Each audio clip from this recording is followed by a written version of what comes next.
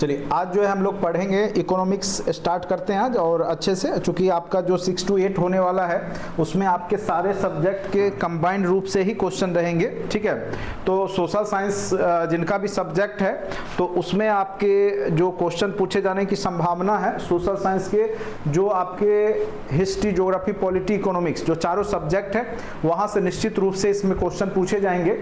इसीलिए सारे टॉपिक को उसमें देखना करना बहुत ज़रूरी है। देखिए रिजल्ट तो आज से कल तक आ ही जाएगा सारे सब्जेक्ट्स का, तो टेंशन नहीं लीजिए, जो भी होगा अच्छे के लिए होगा, इतना जानिए। और रिजल्ट अच्छा ही आ रहा है, जितने स्टूडेंट थे उसके हिसाब से रिजल्ट बहुत अच्छा दिया जा रहा है बीपीएससी के द्वारा। तो उम्मीद कीजिए अगर आपके अंदर मेरिट है तो आप निश्चित रूप से सफल होंगे। ठीक है, हाँ, सोशल साइंस में कट ऑफ कितना जाएगा ये तो रिजल्ट अब बहुत ही कम समय में ही आ जाएगा। तो मेरे हिसाब से वही महिलाओं को तो 50+ में हो जाना चाहिए, बाकी पुरुष वर्ग में 60 से कम भी नहीं जाएगा, जहाँ तक कि सोशल साइंस का मुझे लग रहा है। चलिए बाकी 1 to 5 भी आपका जो डीएलएड वाले हैं तो 1-2 दिन में जो 50+ में कंफर्म रहिए उनका हो जाएगा, कहीं कोई दिक्कत नहीं होगा, निश्चित रूप से होगा। 50+ वाले कंफर्म रखिए।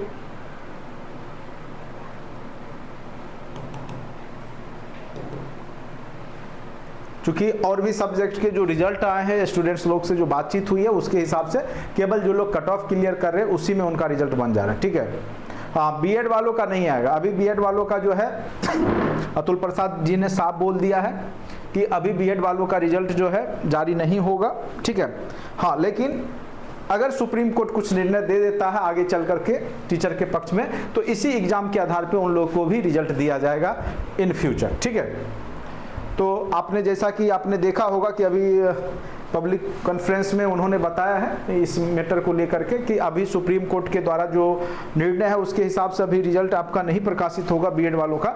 लेकिन अगर आने वाले समय में अगर सुप्रीम कोर्ट कुछ ऐसा निर्णय देती है पक्ष में, बीएड वालों के पक्ष में, तो निश्चित रूप से आप लोग का रिजल्ट फिर से जारी किया जा सकता है। चलिए अभी बहुत ही कह सकते हैं सीट खाली रहने वाला है और फिर वो आपको नेक्स्ट एग्जाम में आपको जुड़ जाएगा। ठीक है, इसीलिए घबराने की बात बिल्कुल नहीं है। ठीक है, तो और सीट बहुत ज़्यादा फिर आपका खाली रहने वाला है, फिर आपके नेक्स्ट एग्जाम में आपका इंक्लूड हो जाएगा, उम्मीद कीजिए। ठीक है, साइंस मैथ ऑलरेडी जो वीडियो पढ़े हैं तत्काल उसको भी देखिए, फिर अभी लगातार साइंस का भी क्लास लेंगे। ठीक है, 1-2 दिन और थोड़ा सा रिजल्ट का जो लोग सब अभी वेटेड हैं, चूँकि सोशल साइंस वाले भी बहुत सारे लोग हैं। ठीक है, तो साइंस और मैथ के जो क्लास हैं लगातार लिए जाएंगे, आप लोग टेंशन नहीं लीजिए, क्योंकि साइंस और मैथ के ज़्यादा क्लास होते नहीं हैं। फिजिक्स का मुश्किल से आपका 8 से 10 क्लास होगा, केमिस्ट्री हो रखा है टोटल। ठीक है, और मैथ में भी कंटेंट में ऑलरेडी वीडियो पढ़े हैं और जो आपका प्रीवियस ईयर सेट है उसको हम लोग अच्छे से करेंगे, तो ज़्यादा उसमें है नहीं, बाद बाकी जो कंटेंट में पढ़े हुए वीडियो है उसको देखिए फिलहाल। चलिए आज हम लोग पढ़ने वाले हैं इकोनॉमिक्स, और निश्चित रूप से आपके जो 6 to 8 वाले हैं सोशल साइंस में आपका यहाँ से क्वेश्चन पूछा ही पूछा जाएगा। तो अब समझते हैं कि इकोनॉमिक्स कहते किसको हैं, अर्थशास्त्र कहते किसको हैं। ठीक है, तो आप सिंपल से जानिए अर्थशास्त्र मतलब अर्थव्यवस्था, यानी इकोनॉमिक्स यानी जो आपका आय है उसको सही तरीके से व्यवस्था करना, मुद्रा का सही तरीके से संचालन करना। ठीक है, आप जानते होंगे कि आवश्यकताएं अनंत हैं, मनुष्य की आवश्यकताएं क्या होती है, अनंत होती है, और आपके पास साधन जो होता है सीमित होता है। किसी की 10,000 सैलरी, किसी की 50,000, किसी का 60,000, किसी का लाख। ऐसा नहीं है कि आपके पास अनंत पैसा है कि आप कितना भी खर्च कीजिए तो आपका समाप्त नहीं होने वाला है। ठीक है, तो ऐसा तो है नहीं, सभी के पास एक लिमिट सोर्स है। तो वही है कि आवश्यकताएं अनंत हैं, साधन सीमित है, और इन सीमित साधनों में जो अपनी आवश्यकताओं की पूर्ति कर लेता है सही तरीके से, ठीक है, बिना कर्ज लिए, तो वो एक अच्छा क्या कहलाता है, अर्थशास्त्री कहलाता है। तो अर्थशास्त्र का मतलब ही है कि आप अपने जब सीमित संसाधन में अपनी सारी आवश्यकताओं को पूर्ति कर लेते हैं तो वही अर्थशास्त्र कहलाता है। और अर्थशास्त्र के पिता, सबसे ज्यादा महत्वपूर्ण क्वेश्चन, कई बार एग्जाम में क्वेश्चन पूछे गए, फादर ऑफ इकोनॉमिक्स कौन है। तो फादर ऑफ इकोनॉमिक्स याद रखना है, आपके अर्थशास्त्र के पिता एडम स्मिथ को कहा जाता है, क्योंकि इन्होंने सर वर्ल्ड हिस्ट्री का कब तक कराइएगा? वर्ल्ड हिस्ट्री ज़्यादा टॉपिक बचे हुए नहीं है, मेरे समझ से 3 से 4-5 टॉपिक ही बचा हुआ है। बाद बाकी कंटेंट में हमने पूरा करा रखा है। रूस की क्रांति, फ्रांस की क्रांति, जो सब वो सब करा रखे हैं अच्छे से। अमेरिकी क्रांति, वो सब आप लोग वीडियो देखिए, कंटेंट पड़े हुए हैं। बाद बाकी जैसे आपका मुझे पता है कि जो टॉपिक छूटा हुआ है वो मैं आपको जल्द ही करवा दूंगा, ठीक है। अभी आपके पास टाइम है, घबराइए नहीं। अभी आपका रिजल्ट आने के बाद नोटिफिकेशन आएगा और हमारे पास पर्याप्त टाइम है और हमने ऑलरेडी 50 to 60% काम कर रखा है, ठीक है। हाँ, तो वो सब देख चुके हैं, तो ज़्यादा टॉपिक आपके पास बचा हुआ नहीं है। मेन टॉपिक तो आपको करवा ही दिए थे, स्टेट के भी एग्जाम के तैयारी के दौरान वो सब टॉपिक करवा दिए थे। बाद बाकी कंटेंट में पढ़े हुए हैं, उसको देखिए अच्छे से, ठीक है। बाकी जो टॉपिक नहीं हुआ है वो आपको जल्द ही, अभी हमारा टारगेट क्या होगा, जो मॉडर्न हिस्ट्री और जो विश्व इतिहास के जो बचे खुचे टॉपिक हैं जो नहीं करवाया गया है उसको आपको सबसे पहले मैं करवाऊंगा। इकोनॉमिक साथ साथ चलता रहेगा, ठीक है। पॉलिटी के भी लगभग बहुत सारे वीडियो कंटेंट पड़े हुए, जो महत्वपूर्ण क्लास मुझे लगेगा कि रिवाइज करने वाला है उसको करवाऊंगा। बाद बाकी ऑलरेडी कंटेंट में सारे पड़े हुए, अच्छे से आप लोग देखिए, ठीक है। बस उतना देखिए और प्रैक्टिस सेट, लूसेंट, ऑब्जेक्टिव या कोई भी बुक है उसको करके जाइए, आपका अच्छा जाएगा एग्जाम। चलिए, father of economics Adam Smith को कहा जाता है। यह क्वेश्चन कई बार पूछ सकता है कि फादर ऑफ इकोनॉमिक्स कौन है, तो एडम स्मिथ, ठीक है। और इसने कौन सा सिद्धांत दिया था, अहस्तक्षेप का सिद्धांत, अहस्तक्षेप का सिद्धांत, ठीक है। अब कहिएगा ये क्या होता है, अहस्तक्षेप का सिद्धांत क्या होता है, कि जिसमें पहले क्या था कि आपका जो व्यापार होता था वो वाणिज्यवाद होता था, ठीक है। अंग्रेज जब व्यापार करने आई थी ईस्ट इंडिया कंपनी, तो वो वाणिज्यवाद के तहत आई थी, यानी वहां का जो राजा था वो उसमें क्या करता था, हस्तक्षेप करता था। वहां का जो शासक वर्ग था वो कंपनियों का क्या होता, पार्टिसिपेट करता था, कंपनी में अपना पूंजी लगाता था और उसमें हस्तक्षेप किया करता था, ठीक है। तो आगे चल करके एडम स्मिथ ने यह सिद्धांत दिया कि कोई भी व्यापार तभी तरक्की कर सकता है जब उसमें कोई हस्तक्षेप ना करे, ठीक है। तो यही अहस्तक्षेप का सिद्धांत है और इसी कारण, यही अहस्तक्षेप के सिद्धांत के कारण ही एडम स्मिथ को इतिहास का पिता कहा जाता है, ठीक है। तो यहां तक आप लोग समझ गए होंगे। आगे चल करके हम लोग पढ़ेंगे भारतीय अर्थव्यवस्था। भारतीय अर्थव्यवस्था किस प्रकार की है, विश्व की अर्थव्यवस्था कितने प्रकार की होती, वो सब हम लोग देखेंगे। सबसे पहले है अर्थव्यवस्था कहते किसको है। पहले हमने बताया अर्थशास्त्र कहते किसको है, अब है कि अर्थव्यवस्था किसको कहते हैं। यानी अर्थव्यवस्था दो शब्दों से मिलकर बनता है, अर्थ प्लस व्यवस्था। अर्थ और व्यवस्था जो है दो शब्दों से मिलकर के बना है, पहला है अर्थ, दूसरा है व्यवस्था। अर्थ मतलब होता है मुद्रा, अर्थ मतलब क्या होता है, मुद्रा। व्यवस्था मतलब सही तरीके से चलाना, यानी जब मुद्रा को आप सही तरीके से चलाते हैं तो वही आपका अर्थव्यवस्था कहलाता है। जब आप मुद्रा को सही ढंग से चलाते हैं वही क्या कहलाएगा, आपका अर्थव्यवस्था। यानी अर्थव्यवस्था दो शब्दों से मिलकर बना है, पहला अर्थ जिसका मतलब होता है मुद्रा और व्यवस्था जिसका मतलब होता है प्रणाली या सही तरीके से चलाना, ठीक है। तो यह समझ गए अर्थव्यवस्था क्या हुआ, मुद्रा को सही तरीके से चलाना।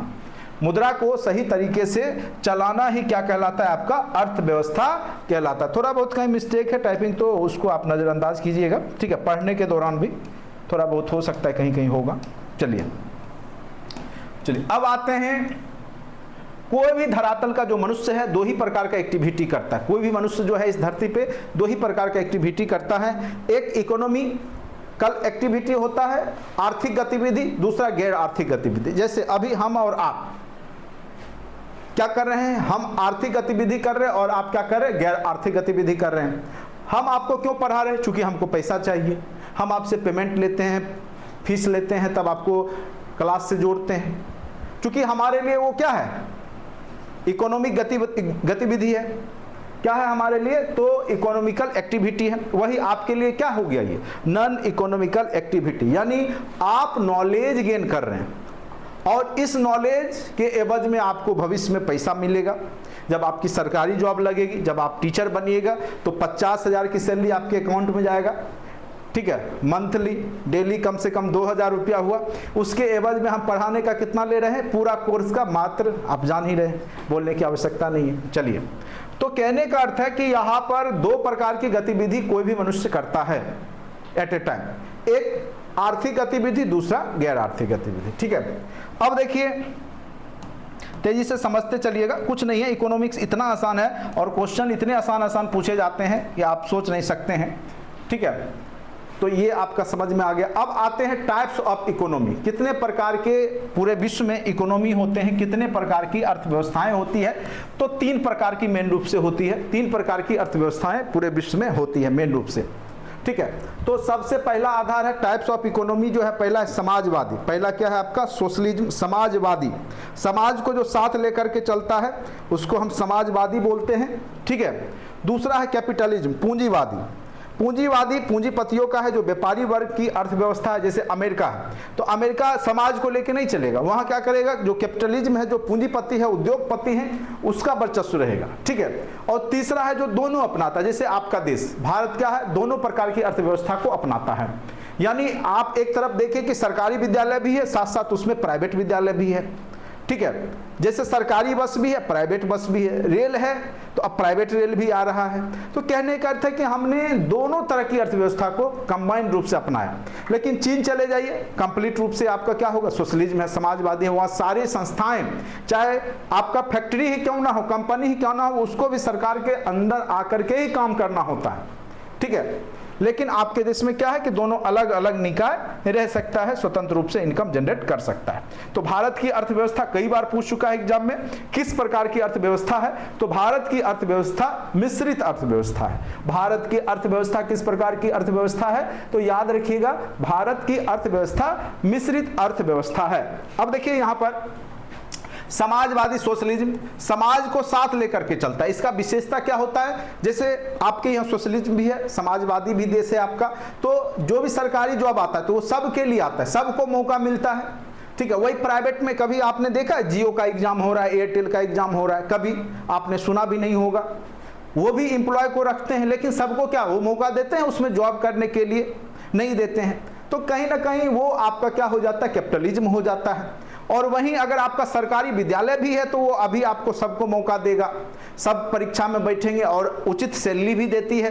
वहीं प्राइवेट स्कूल में जाइए, 10 से 15 हज़ार सैलरी मुश्किल से दिया जाता है, और उसी काम के एवज में आपको 50 हज़ार सैलरी दिया जाएगा सरकारी स्तर पे। तो कहने का अर्थ है कि यही विशेषता है कैपिटलिज्म और सोशलिज्म का, ठीक है। चूंकि भारत दोनों है तो दोनों होता है। सरकारी भी संस्थाएं हैं, जिसको सरकारी नहीं हो पाया, डिग्री है तो वो प्राइवेट स्कूल में जाके पढ़ाइए, आपके यहाँ है दोनों व्यवस्था। तो वही है, आप समझ गए होंगे, ठीक है। तो यहाँ पर जो है समाज को लेकर के साथ चलना उद्देश्य नहीं होता है।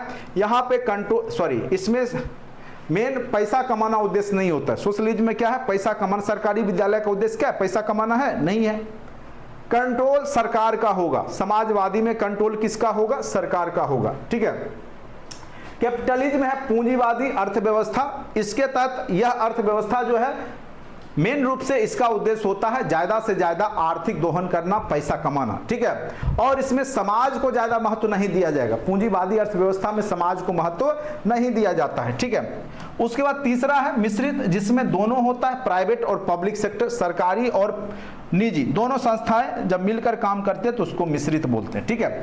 तो वही चीज यहाँ पे लिखा हुआ है। समाजवादी अर्थव्यवस्था में भेदभाव नहीं देखने को मिलेगा, खास करके चाइना, क्यूबा, नॉर्थ कोरिया, ये सब में क्या है? समाजवादी अर्थव्यवस्था है।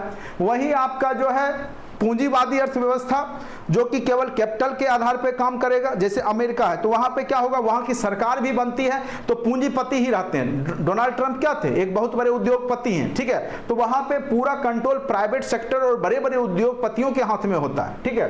तो खास करके यूएसए, कनाडा, ब्रिटेन में अगर आप जाइएगा तो देखिएगा कि वहां के उद्योगपति ही पूरा सरकार को भी चला रहे होते हैं, ठीक है, क्योंकि वहां पे प्राइवेट सेक्टर का सबसे ज्यादा महत्व होता है। लेकिन आपके देश में क्या? पब्लिक और प्राइवेट दोनों है, ठीक है।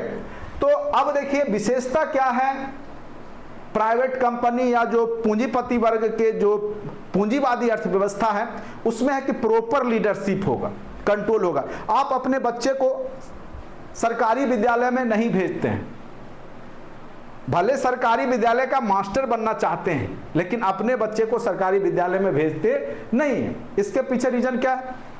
यही प्रॉपर लीडरशिप वहां पे ढंग से नहीं हो पाता है। वही प्राइवेट विद्यालय में क्या होता है? पढ़ाई लिखाई हो ना हो, व्यवस्था टाइट रहेगा, ड्रेस पूरा जो भी उसका फैसिलिटी है वो पूरा देगा, पढ़ाई हो जो भी हो, लेकिन फैसिलिटी में कमी नहीं और लीडरशिप में कमी नहीं। आपका जो बिल बनाने में कमी नहीं होगा, महीना लगने से पहले आपके घर पे रसीद पहुंच जाएगा, इतना ड्यूज है, ठीक है। किताब बदला तुरंत बदलेगा, सालों साल बदलेगा, ज़्यादा से ज़्यादा प्राइवेट जो स्कूल है उसको इनकम हो, ठीक है। इस तरीक़ा से आप देखेंगे कि प्रॉपर लीडरशिप होता है प्राइवेट स्कूल में, प्राइवेट संस्थाओं में, लेकिन सरकारी में क्या होगा, प्रॉपर लीडरशिप नहीं होगा, ठीक है। बच्चे विद्यालय बस पहुंच जाएं, अब वो स्नान करके आए, नाखून बड़ा है, या वो सब पे ध्यान नहीं दिया जाता है। लेकिन आप प्राइवेट स्कूल में देखिएगा हर एक चीज़ पे ध्यान दिया जाता है। तो यही अंतर हो जाता है पूंजीवादी अर्थव्यवस्था और आपके सरकारी अर्थव्यवस्था जो है आपका सोशलिस्ट समाजवादी अर्थव्यवस्था। बस आप समझ ही रहे हैं, आपके देश में दोनों। उम्मीद करते हैं समझ में आ गया होगा, ज़्यादा इसमें है कुछ नहीं। अब देखिए भारत में मिश्रित अर्थव्यवस्था है, चूंकि भारत में पब्लिक सेक्टर और प्राइवेट सेक्टर दोनों यहाँ पे महत्वपूर्ण भूमिका निभाता है, ठीक है। अब देखिए इसको कितने क्षेत्र में बांटा गया है, इंडियन इकोनॉमी को कितने क्षेत्र में बांट करके, यहां से भी आपने देखा होगा कि इकोनॉमिक्स में आपके सोशल साइंस में क्वेश्चन पूछे गए थे कि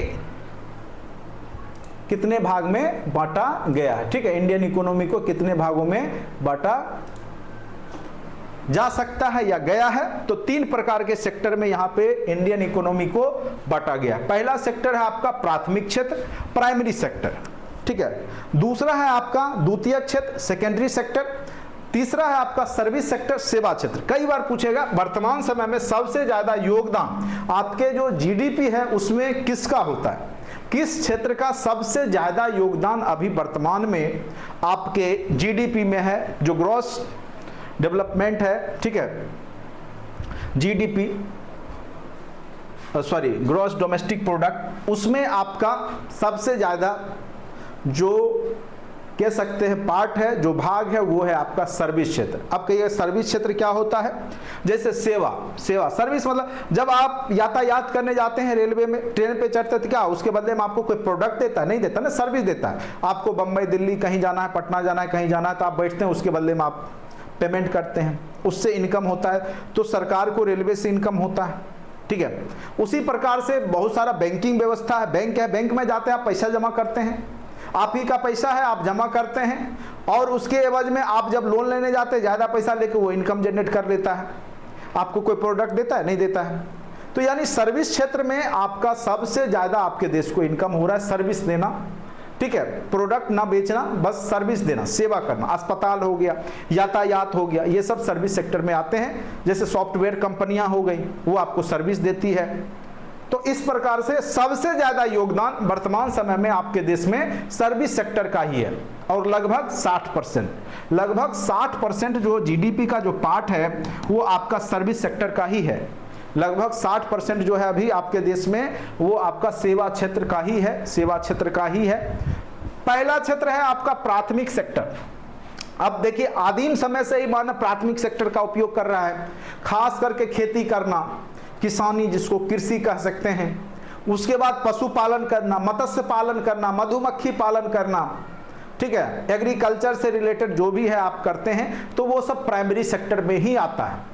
द्वितीयक सेक्टर हो गया उद्योग बैठाना, उद्योग इंडस्ट्री, कोई भी प्रोडक्ट बनाने के लिए चमड़ा उद्योग बैठा दिए, लेदर का उद्योग, ठीक है, या बिस्किट फैक्ट्री लगा दिए, या फिर सीमेंट फैक्ट्री लगा दिए, तो वो सब क्या हो गया द्वितीयक क्षेत्र के, उससे जो इनकम आएगा वो सेकेंडरी सेक्टर कहलाएगा। यानी उद्योग में जो पूंजी आप निवेश करते हैं, आपका देश में जो उद्योग धंधे से जो कमाई होती है वह आपका सेकेंडरी सेक्टर में आता है। प्राइमरी जो एग्रीकल्चर से, खेती से, किसानी से, मत्स्य पालन से, पशुपालन से, जो आदिम समय से लोग करते आए हैं, उस तरह का जो आप इनकम जनरेट करते हैं उस क्षेत्र से, वो प्राथमिक सेक्टर के अंतर्गत आता है, ठीक है। जनरली इसका पार्ट इसका सबसे कम अभी रहता है। तो जो देश विकसित होगा त्यों तो सर्विस सेक्टर का पार्ट बढ़ता जाएगा और प्राथमिक सेक्टर का भाग घटता जाएगा, ठीक है। जब देश आजाद हुआ था उस समय सबसे ज्यादा योगदान प्राथमिक सेक्टर का ही था, लोगों के पास सबसे ज्यादा इनकम जो हो रहा था वो आपका प्राथमिक क्षेत्र यानी एग्रीकल्चर से ही हो रहा था।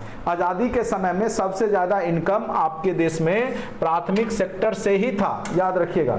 आजादी के समय सबसे ज्यादा इनकम किस सेक्टर से हो रहा था, तो प्राथमिक सेक्टर से हो रहा था, प्राइमरी सेक्टर से। आजादी के समय सबसे ज्यादा इनकम प्राइमरी सेक्टर से ही हो रहा था, ठीक है, याद रखना है आपको। सर आज अतुल प्रसाद जी गाना गा रहे हैं बीएड वालों के लिए। अच्छा, गाना तो गाएंगे ही, गाना नहीं गा रहे थे, वो समझा रहे थे, जिसने दर्द दिया है वही दर्द की दवा भी देगा। तो अतुल प्रसाद जी तो बहुत, आप देख ही रहे हैं कितने सेंस वाले व्यक्ति हैं और बहुत ही ज़बरदस्त कार्य कर रहे हैं, बीपीएससी को लेकर के एकदम पूरा एक्टिव हैं। तो कहीं ना कहीं अब देखिए, ये तो मामला सुप्रीम कोर्ट का वास्तव में है, इसमें सरकार की तो इच्छा है, चूँकि आप जो भी रिजल्ट देख रहे हैं दे ही रहा है, तो कहीं कोई दिक्कत नहीं है। अब रही बात बीएड वालों का, तो आपके पास अब अपर में जाने का मौका है, 6 to 8 में जाइए, 9, 10th में जाइए। सीट बहुत ज़्यादा खाली रहने वाला है आपका 9, 10th, 11, 12 में। फिर अभी सीट आपका आधा भी नहीं भरेगा, पूरा सीट खाली रहेगा, तो फिर तो आप ही लोग को मौका मिलेगा। तो इसीलिए घबराइए नहीं, थोड़ा सा देर हो, दुरुस्त होना चाहिए। प्राइमरी में जा करके भी आप बीएड वाले खुश नहीं रहिएगा, इतना जान लीजिए। प्राइमरी में अगर आपकी हो भी गई ना, शुरुआत में तो आपको अभी बेरोजगारी है, इसीलिए आपको लग रहा है कि 1 to 5 में, लेकिन जब 10 दिन जाइएगा और जब उस बच्चों के बीच में रहिएगा, तो जो बीएड वाले हैं, जो हायर एजुकेशन लेके बैठे हुए हैं, उनको अच्छा नहीं लगेगा वहाँ। इसीलिए जो होता है इतना जानिए अच्छे के लिए होता है, थोड़ा सा वेट कर लीजिए, आ रहा है एग्जाम, बस उस एग्जाम को अच्छे से क्रैक कर लीजिए और इस बार तक के लिए आपको आसानी से हो जाएगा, जान लीजिए, क्योंकि सीट सारा इंक्लूड हो जाएगा फिर अब सेकेंड फेज में।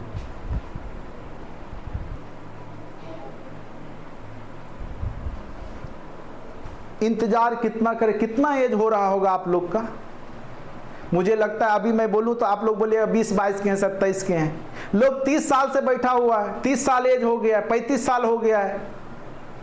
आप 20-22-23 साल इंतजार, टीचर का जॉब इंतजार का जॉब ही है। अगर आपको जल्दीबाजी चाहिए था, उधर जो सालाना आता यूपीएससी निकाल लेते, उधर आप बहुत सारा एसएससी में चले जाते, रेलवे में चले जाते, बैंकिंग में चले जाते उधर। तो टीचर का जॉब ही इंतजार का जॉब है और लंबा समय इंतजार सबको करना होता है, आप ही को नहीं। टीचर बनने के लिए लोगों को लंबा इंतजार करना ही होता है, अभी तक का जो पैटर्न रहा है। अगर आप लोग को सेकेंड फेज में भी हो जाए तो समझ जाइए जल्दी ही हो रहा है, नहीं तो पहले तो लोग बीएड करके सो जाते थे, 10-10 साल 15 साल वैकेंसी नहीं आ रही थी। अब तो कम से कम दिखाई दे रहा है आपको टीचर बनने का मौका मिल रहा है और उसी का फायदा आप लोग को मिल रहा है कि एक लंबे समय तक जो बहालियां नहीं हुई, वो जो सीट पड़ा रह गया, उस कारण से अभी देख रहे केवल आप कट ऑफ पार कर रहे, आपका हो रहा है। वो स्थिति अनेक अन्य राज्यों में नहीं है। आपको बहुत अच्छा नॉलेज रखिएगा तब जाके अन्य राज्य में टीचर बन पाइएगा। तो बिहार में जो लंबा समय तक बहाली नहीं हुए, उसका फायदा अभी आप लोग उठा लीजिए, नहीं उठाए तो सोचते रह जाइएगा। जो है सामने उसको देखिए, बाकी सोचना ज़्यादा नहीं है, काम कीजिए, ठीक है।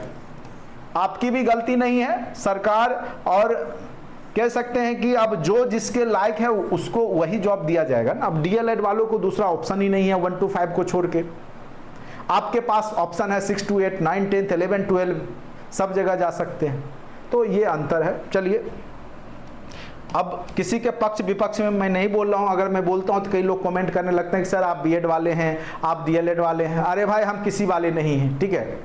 आप चुपचाप शांति से जो मौका मिल रहा है उसको यूज कीजिए, जो होता है अच्छे के लिए होता है, इतना ही जान। चलिए, प्राइमरी सेक्टर के अंतर्गत कृषि, मछली पालन, पशुपालन, जंगली वस्तुओं, जंगलों से वस्तु प्राप्त करना, ये सब आपका प्राइमरी सेक्टर के अंतर्गत आता है। दूसरा, सेकेंडरी सेक्टर में उद्योग हो गया, निर्माण कार्य हो गया, जैसे आप बहुत बड़ा बड़ा जो फैक्ट्री सब है जो निर्माण करता है, कुछ भी बना रहा है प्रोडक्ट, वो हो गया। कपड़ा उद्योग हो गया, खनिज उद्योग हो गया, सीमेंट उमेंट जो बन रहा है, तो ये सब सेकेंडरी सेक्टर में हो गया। सेवा सेक्टर में आगे परिवहन, जितना भी यातायात है, बस, ट्रेन, रेलवे, ये सब, एरोप्लेन। संचार हो गया, कम्युनिकेशन, एयरटेल, जियो, वोडा, जो भी आप नेटवर्क की यूज करते हैं, या फाइबर ऑप्टिकल, या जो भी इंटरनेट है, जो भी आप खर्च करते हैं उसमें सरकार को भी फायदा होता है। बैंकिंग सिस्टम जो भी है, ये सब सारे किस में आ जाते हैं, आपके सर्विस सेक्टर में आ जाते हैं, सेवा क्षेत्र में आ जाते हैं, ठीक है। चलिए, अब नेक्स्ट आते हैं। उम्मीद करते हैं ये सब क्वेश्चन आपको पूछेगा, इनमें से कौन सा सेवा क्षेत्र में है, इनमें से कौन सा जो है सेकेंडरी सेक्टर का होगा, भारत में जीडीपी में सबसे योगदान किस सेक्टर का है, ठीक है, भारत में किस प्रकार की अर्थव्यवस्था है, मिश्रित अर्थव्यवस्था। तो ये सब क्वेश्चन बार बार पूछे गए हैं। जितना आसानी से मैं बता रहा हूं, बुक पढ़िएगा माथा चकरा जाएगा। इसीलिए हमने एकदम सिंपल वे में आपको पढ़ाने का प्रयास किया है। बिल्कुल एकदम कूल माइंड से भी आप है बैठे हुए केवल सुनते रहिए ना क्लास, उसी में आप लोग का रिजल्ट बन जाएगा। और जो भी लोग 10+2 में केवल क्लास देखें सुने सब पास हैं, कोई फेल नहीं है। अभी तक सुनने को नहीं मिला कोई बोला कि सर हम बैठे थे फेल हो गए, ठीक है। तो इसीलिए घबराइए नहीं। आप लोग जो SST वाले भी है, महिला लोग 50-60 बोल रहे, सबका होगा रिजल्ट आने तो दीजिए। रिजल्ट बहुत अच्छा है, कहीं कोई दिक्कत नहीं होने वाला। वैसा ही किस्मत चुक कर गया उन्हीं का नहीं होगा, नहीं तो बाद बाकी लगभग लोग का हो जाए।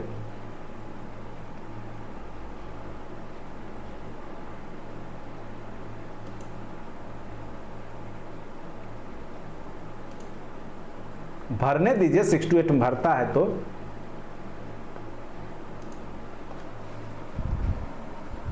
आपका नॉलेज उसके नॉलेज में अंतर होगा ना। चलिए अब आते हैं क्लोज्ड इकोनॉमी किसको बोलते हैं। अब देखिए एक आधार पे क्लोज्ड और ग्लोबलाइज्ड इकोनॉमी भी होता है, ठीक है। अर्थव्यवस्था को कई स्तर पे बांटा गया है। एक स्तर आपका क्या है, क्लोज्ड इकोनॉमी और ग्लोबलाइज्ड इकोनॉमी। अब कहिएगा क्लोज्ड क्या होता है, तो क्लोज्ड हो गया बंद अर्थव्यवस्था, बिल्कुल जो बंद हो, यानी जिसमें आयात निर्यात, एक्सपोर्ट इंपोर्ट दोनों बंद हो, यानी ना वो किसी से प्रोडक्ट खरीदता है ना ही किसी देश को वो प्रोडक्ट बेचता है, तो वैसा देश क्लोज्ड इकोनॉमी वाला कहलाता है। लेकिन वर्तमान में ऐसा कोई भी देश नहीं है जो कंप्लीट रूप से फुल्ली क्लोज्ड इकोनॉमी पे आधारित हो। 1991 से पहले आपका देश भी फुल्ली रूप से क्लोज्ड इकोनॉमी था। यहां से जो है आपका देश जो है निर्यात नहीं करता था और आयात भी नहीं करता था, ठीक है। लेकिन जब आए कौन, उस समय जो है वित्त मंत्री के रूप में मनमोहन सिंह बने और उन्होंने जो है ग्लोबलाइजेशन लाया, वैश्वीकरण, ठीक है, 1992 में। उसके बाद से आपका इकोनॉमी भी बढ़ा और ओपन हो गया, खुली अर्थव्यवस्था अपनाया। पूरे देश के जो भी देश थे उसको भारत ने आह्वान किया, आइए हमारे यहाँ फैक्ट्री डालिए, उद्योग धंधा लगाइए और आप भी कमाइए, हमको भी कमाने दीजिए, ठीक है। तो इस प्रकार की इकोनॉमी जो है वो ग्लोबलाइज्ड इकोनॉमी कहता है, यानी जो घरेलू अर्थव्यवस्था का वैश्विक अर्थव्यवस्था के साथ मिक्स्ड हो जाना ग्लोबलाइजेशन है। जबकि पूरी तरह से बंद हो जाना, ना आप निर्यात करते हैं ना आप खरीदते हैं ना बेचते हैं, तो वह वैसी अर्थव्यवस्था क्या कहलाती है, बंद अर्थव्यवस्था कहलाती है, ठीक है। तो यहाँ पर समझिए, जब ऐसी अर्थव्यवस्था जहां आयात और निर्यात बिल्कुल नहीं होता है, जब आयात और निर्यात जहां पर बिल्कुल नहीं होता है, तो ऐसी अर्थव्यवस्था क्लोज्ड इकोनॉमी के अंतर्गत आता है। ऐसी अर्थव्यवस्था किसके अंतर्गत आएगा, तो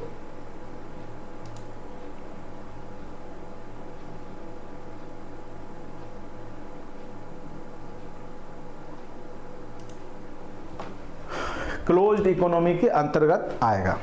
सोच रहे रिजल्ट जो बना 93% बना है, यानी 100 लोग बैठे तो उसमें 93 लोग सफल हैं, 7 ही लोग फेल हो रहे हैं। आप सोच सकते हैं 11-12 का रिजल्ट कितना अच्छा है, कितना बेहतर है। मैं यही बात शुरू से बोल रहा था। अब अच्छा हुआ ना कि आप पे लोगो लग गया बीपीएससी का। अब आपसे कोई बोलेगा, कहिएगा बीपीएससी क्लियर करके आए हैं। पहले क्या था कि जो सर्टिफिकेट दिखाओ नौकरी पाओ, वो भी लोग आप ही के साथ रहते हैं, सब एक श्रेणी में, यानी गधा घोड़ा सब एक श्रेणी में ही रहता। अब क्या होगा कि सबका अलग अलग जो है आपका मोहर लग गया। अब आप परफेक्ट हैं, आप टीचर के लायक हैं और टीचर हैं, आप योग्य टीचर हैं। अब आपको उसमें भी योग है, पुराने वाले में भी योग है। लेकिन क्या होता है, लोगों को कहने के लिए होता है ऐसा ही हो गया, सर्टिफिकेट दिखाओ वाला नौकरी कर रहे हैं, तो इस तरीका से अपमानित किया जाता था शिक्षकों को। तो कम से कम यह घटनाएं आपके साथ घटित नहीं होगी, ये सबसे बेहतरीन है, आप जान लीजिए। पूरे इस प्रक्रिया में बीपीएससी ने जो एग्जाम लिया, देखिए इसमें भी कहिएगा तो बच्चे ही नहीं है, ज्यादा बच्चे ही नहीं थे।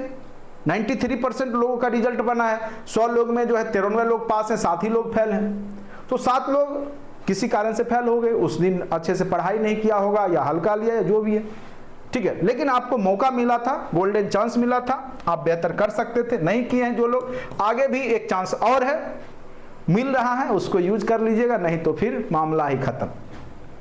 दुनिया में ऐसा कोई देश नहीं है जहां 100% क्लोज्ड इकोनॉमी है। पूरे देश में ऐसा, पूरे विश्व में ऐसा कोई देश नहीं है जहां क्लोज्ड इकोनॉमी है। ब्राजील और नॉर्वे कुछ हद तक क्लोज्ड इकोनॉमी रखते हैं, लेकिन फिर भी थोड़ा बहुत आयात निर्यात करते ही हैं। ग्लोबलाइजेशन है वैश्वीकरण अर्थव्यवस्था, यानी घरेलू अर्थव्यवस्था का विश्व के अर्थव्यवस्थाओं के साथ मिल जाना। यानी जब आप का देश या कोई भी अर्थव्यवस्था आयात निर्यात एक्सपोर्ट इंपोर्ट करना शुरू कर देता है पूरे विश्व के देशों के साथ, तो फिर आपका ये क्या कहलाएगा, वैश्विक अर्थव्यवस्था कहलाता है। ठीक है, तो यहां पर है घरेलू अर्थव्यवस्था का वैश्विक अर्थव्यवस्था से एकीकरण हो जाना। घरेलू अर्थव्यवस्था का वैश्विक अर्थव्यवस्था का के साथ एकीकरण हो जाना क्या कहलाएगा, आपका ग्लोबलाइजेशन कहलाता है। इनमें गुड्स का, वस्तु का, सर्विस का, सेवा का, इंफॉर्मेशन का, सूचना का, जो आप सूचना करते हैं आदान प्रदान होता है ना, जैसे आपका देश सूचना प्रौद्योगिकी में अभी सबसे ज्यादा आगे है। अब कहेगा ये क्या होता है, आईटी, इंफॉर्मेशन टेक्नोलॉजी, जो आप कॉल करते हैं कॉल सेंटर में उठाता है ना, तो पूरा विश्व का कॉल सेंटर इंडिया में ही रहता है। हर एक कंपनी अपना कॉल सेंटर, जितनी भी बड़ी बड़ी सॉफ्टवेयर कंपनी है या कोई भी कंपनी है, तो मैक्सिमम का कॉल सेंटर क्या है, इंडिया में। क्यों? क्योंकि हमारे पास सस्ता मैन पावर है।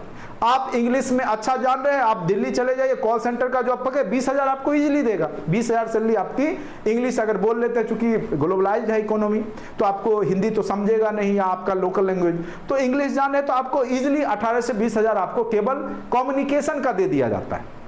इसलिए क्योंकि वैश्विक स्तर पे आपका देश में मेन पावर क्या है, सस्ता है। क्योंकि हमारे यहाँ आपके देश की आबादी क्या है, बहुत ज्यादा है, तो सस्ते में लोग काम करने के लिए तैयार हो जाते हैं। मानव संसाधन हमारे पास ज्यादा है।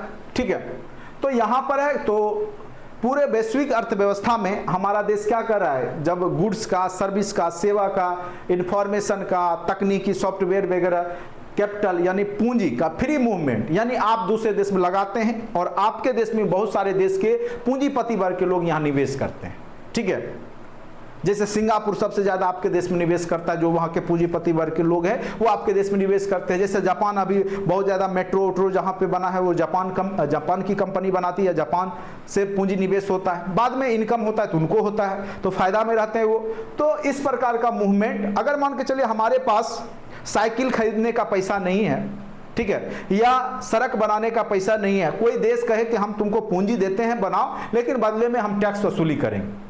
ठीक है, तो बुद्धिमानी उसी में है कि चलो भाई बनाओ तुम, टैक्स हम जो है आपको देंगे, लेकिन हमारे पास सुविधा तो इंफ्रास्ट्रक्चर तो तैयार हो जाएगा, उससे क्या होगा, आगे डेवलपमेंट होता है।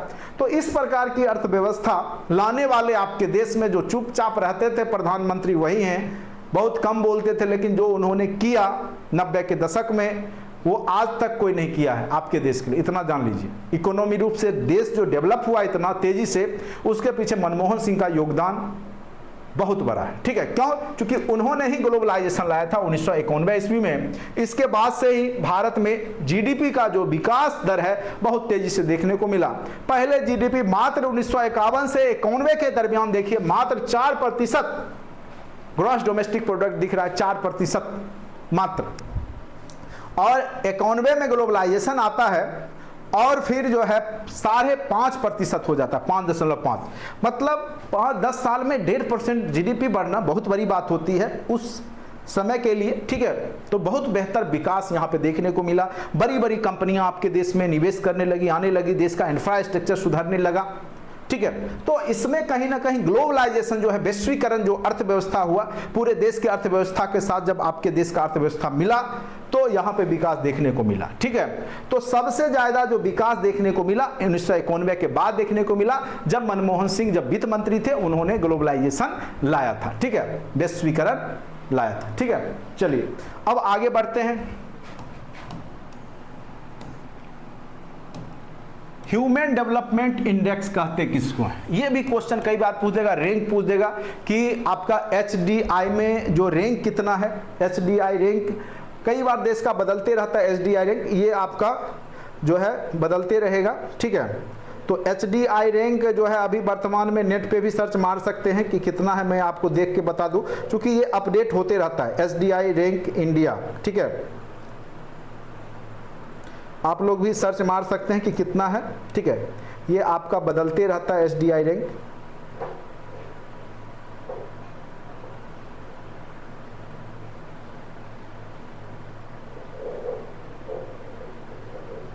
चलिए 132 पोजीशन पे आपका HDI rank, human development index rank जो है, ये डायरेक्ट क्वेश्चन आपको करंट अफेयर्स में भी पूछ सकता है। ठीक है, 132 पोजीशन पे आपका देश है। ठीक है, HDI रैंक जो है आपका 132 है, ठीक है। ये क्वेश्चन आपके एग्जाम में पूछा जा सकता है कि भारत का वर्तमान में मानव जो आपका क्या है विकास सूचकांक में कितना रैंक है, तो 132। टोटल 191 देशों में भारत का पोजीशन जो है 132वां है। और यह किस बात पे डिपेंड करता है, तो यह जो है यहाँ की स्वास्थ्य सिस्टम कितना बेहतर है, यहाँ के लोगों की आयु कितनी है, लोगों का आय कितना है, प्रति व्यक्ति आय पे डिपेंड करता है, लोगों के रहन सहन, तो इन सब चीजों को यहाँ पर फैक्टर को देखा जाता है। देखिए लिखा हुआ होगा। अब देखिए ह्यूमन डेवलपमेंट इंडेक्स, इस इंडेक्स को UNDP जारी करता है, United Nation Development Programme. UNDP United Nation Development Programme, ठीक है। यूनाइटेड नेशन डेवलपमेंट प्रोग्राम इसको जारी करता है। कई बार UNDP का फुल फॉर्म पूछ देगा तो याद रखिएगा यूनाइटेड नेशन डेवलपमेंट प्रोग्राम के द्वारा जो है यह जारी किया जाता है, ठीक है। कौन सा, तो मानव विकास सूचकांक। इससे पता चलता है कि कौन सा देश विकसित है, विकासशील है या अविकसित है। अगर पूछ दे कि आपका देश क्या है, विकसित है, विकासशील है या अविकसित है, तो क्या बताइएगा, बताइए तो कोई लोग, आपका देश विकसित है, विकासशील है या अविकसित है?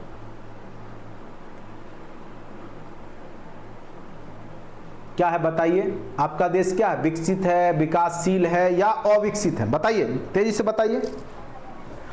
आपका देश विकासशील है, ना अविकसित है ना विकसित है, क्या है, विकासशील है। हम लोग विकास की ओर बढ़ रहे हैं, आपका जो गाड़ी है धीरे धीरे विकास की ओर बढ़ रहा है, ठीक है। आपका देश विकसित की अवस्था की ओर जा रहा है, अभी फिलहाल विकासशील अवस्था में ही है, ठीक है।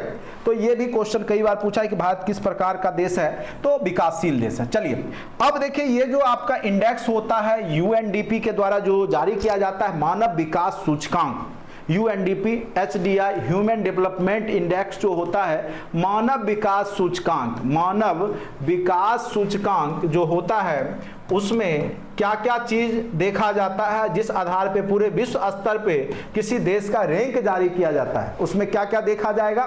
तो सबसे पहला स्वास्थ्य, कि आपका जीवन प्रत्याशा कितना, कितना एज तक यहाँ के लोग जिंदा रहते हैं, जीते हैं। तो जनरली आप पाइएगा कि आपके देश का जो था 69 के आसपास था, ठीक है। ये बढ़ते घटते रहता है, ठीक है। 69 के आसपास आप जानिए, 69-70 वर्ष एवरेज आयु है, औसत आयु है भारत के लोगों का जिंदा रहने का। वहीं आप चले जाइए जापान, तो जापान का औसत आयु जो है 80 के प्लस ही रहेगा, 80 से घटेगा नहीं।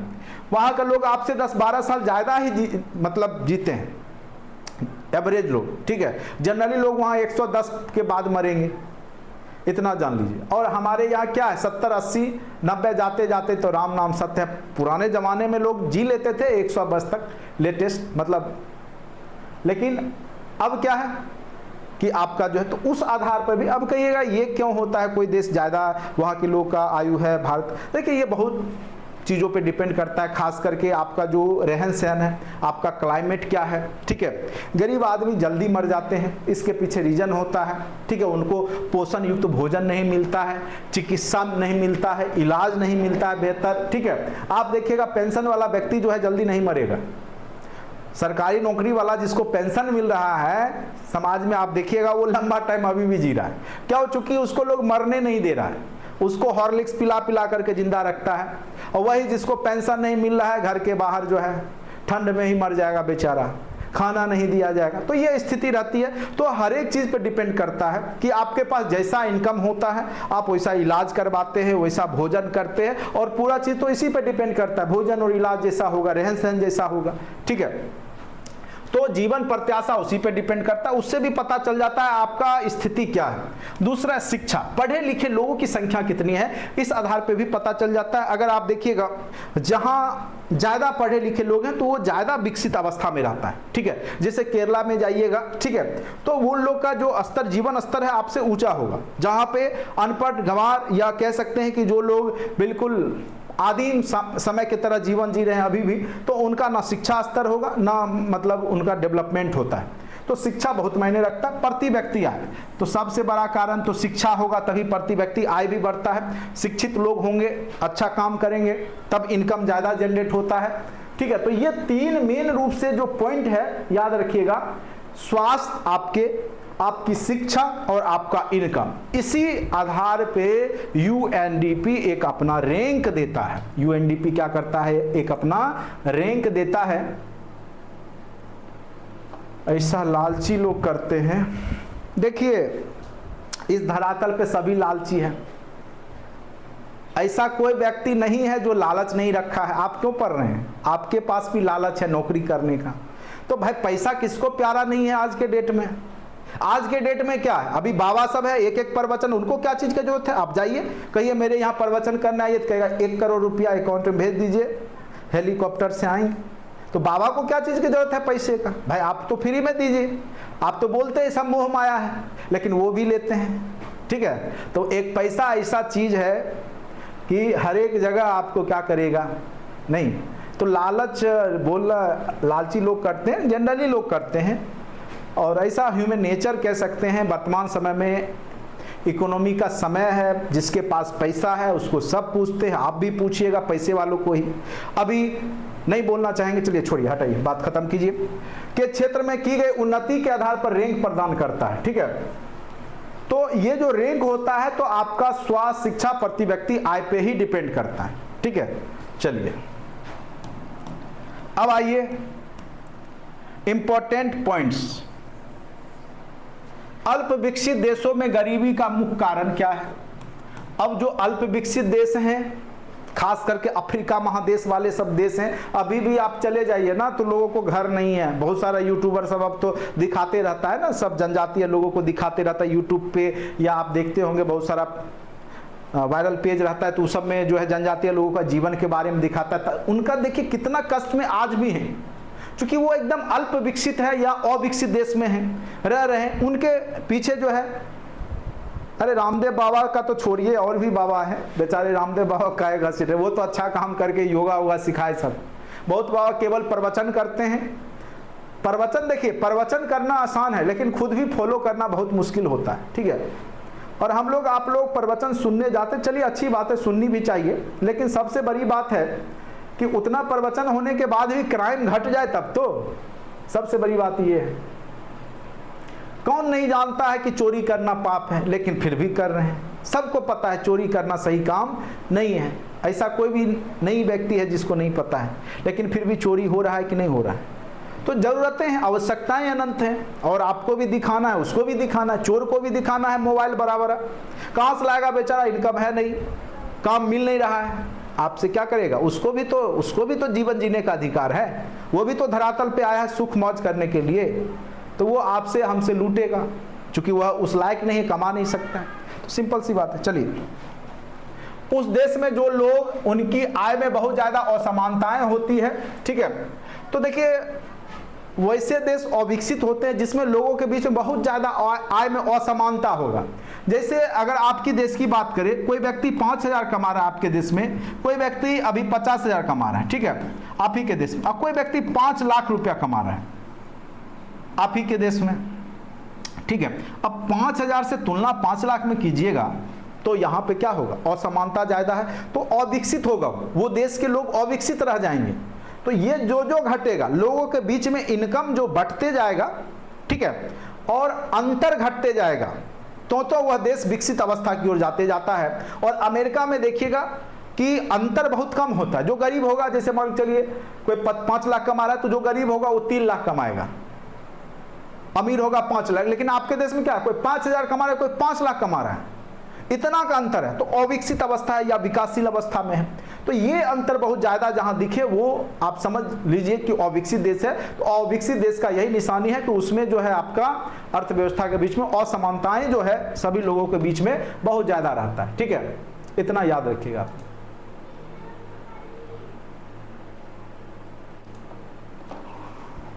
चलिए, क्या चीज ऐसा नहीं है कुछ फ्री में नहीं देते, ऐसा नहीं है, सब पर। हाँ बिल्कुल, अरे सब बिजनेस है। आप इतना जानिए, बहुत बड़ा है, इंडस्ट्री चल रहा है उन लोग का। अब देखिए किताब छपवाएंगे, वो क्या पत्रिका निकालेंगे, प्रवचन, भाई फुर्सत है लोग को। फेसबुक पे आएंगे, यूट्यूब पे आएंगे, अपना प्रवचन दे रहे हैं, फॉलोअर बढ़ रहा है, लोग का जमावड़ा लग रहा है। देखिए कितना है, बड़े बड़े नतमस्तक हैं, इंजीनियर, डॉक्टर, आईएएस सब फेल है वो उन बाबाओं के सामने में। बड़े बड़े आईएएस आईपीएस सब फेल हैं, सब जाके नतमस्तक हो रहे हैं। यही तो है पावन सनातन शक्ति, आप कहिए जो भी कहिए। चलिए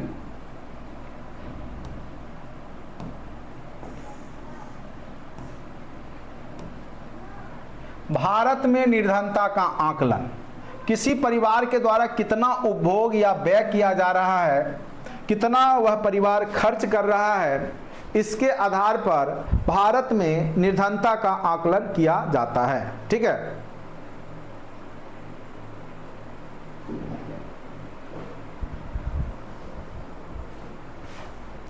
किसी परिवार के द्वारा कितना उपभोग व्यय हो रहा है, इस आधार पे भारत में निर्धनता का आकलन किया जाता है। एक गरीबी चैप्टर आगे जब हम लोग पढ़ेंगे उसमें अच्छे से निर्धनता के बारे में आगे बढ़ेंगे और उसमें देखेंगे, ठीक है, किस परिवार के द्वारा कितना उपभोग होता है, कितना कैलोरी भोजन लेता है, कितना खर्च है, उसके आधार पर गरीबी निर्धारण होता है।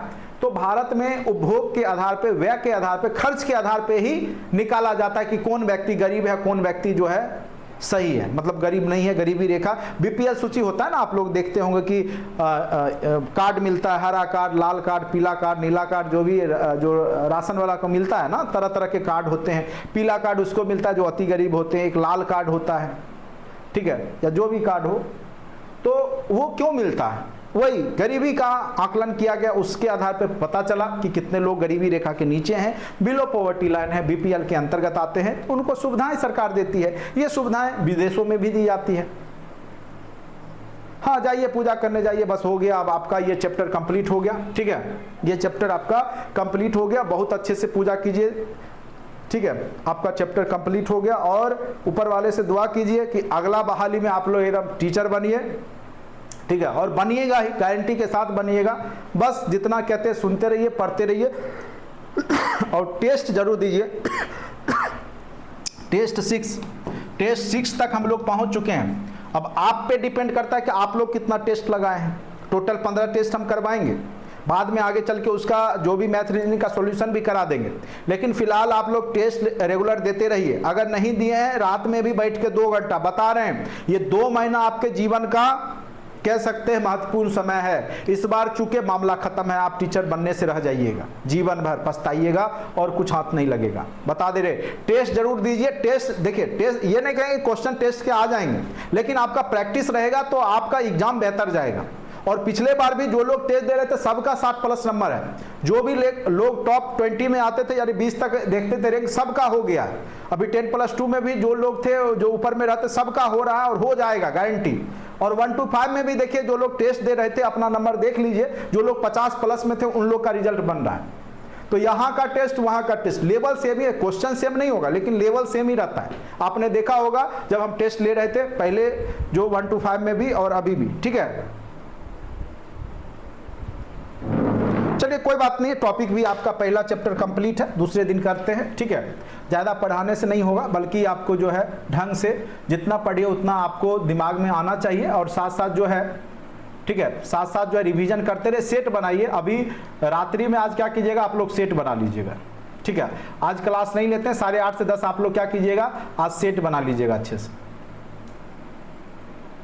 सेट बना करके हम रिजल्ट कल जारी करेंगे आप लोग का रैंक के साथ। ठीक है, रैंक के साथ आपका रिजल्ट जारी करेंगे। तो सब लोग को मैं बोल रहा हूं कि कम से कम सेट नंबर 6 जो अभी आज सुबह में हमने डाला है कंटेंट में होगा, तो सभी लोग लिंक पे ना जा करके बल्कि कंटेंट में जाइएगा। ठीक है, कंटेंट में जा करके आप जो है टेस्ट को लगाइएगा। कंटेंट में आपका मॉक टेस्ट का सोशल साइंस का 0.2 करके एक फोल्डर होगा, उसके अंदर 6 टेस्ट होंगे। 6ठा नंबर टेस्ट आप सबको करना है। ठीक है, सब लोग याद रखिएगा, टेस्ट 6 ही कीजिएगा। मैं देखना चाह रहा हूं कि आप लोग का पोजीशन क्या चल रहा है। टेस्ट नंबर 6 आपको करना है।